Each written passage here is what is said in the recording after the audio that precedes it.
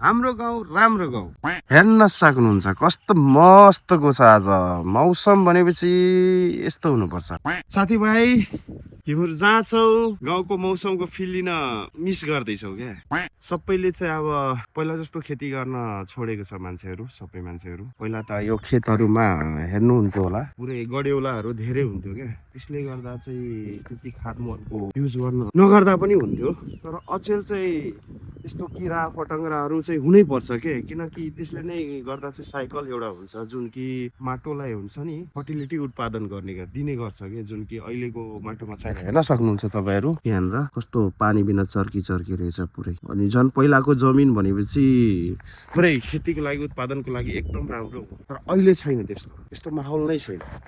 किनकि अहिले मान्छे मोडर्न अब ट्र्याक्टरहरू युज गर्छ जुन कि गड्यौलाको लागि राम्रो पनि होइन त्यो चाहिँ रोटावेटर मान्छेले युज गर्छ धेरै एकदम रासायनिक खाद्य मलहरू युज गर्छ जसको कारणले गर्दा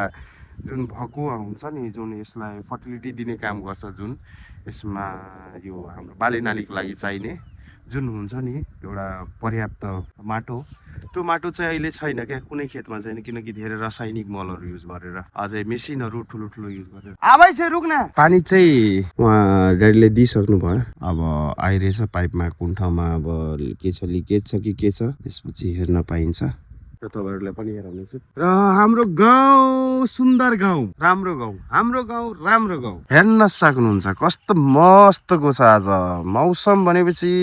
यस्तो हुनुपर्छ त्यसैले गाउँ भनेको गाउँ नै हो गाइस साथीभाइ तिमीहरू जहाँ छौ गाउँको मौसमको फिल लिन मिस गर्दैछौ क्या छिटो आऊ गाउँतिर यो मौसमको फिल लिनु मजाले अब के भन्नु यस्तै हो अब उहाँहरूको पनि धेरै जिम्मेवारीहरू छ साथीभाइहरू मध्ये सबैको बिहे भइसकेको छ लगभग हामीहरू साथीभाइहरूमा पानी पनि आइसक्यो हेर्न सक्नुहुन्छ पानी पनि आइसकेको छ अब यो जमिन छ नि यो जमिन मजाले पाक्ने गर्छ हेर्नु कस्तो कस्तो दरार भइसकेको छ पुरै क्या पुरै हुन्छ नि क्र्याक डेभलप भइसकेको छ पुरै जमिनभरि पुरै त्यो माटो जुन कि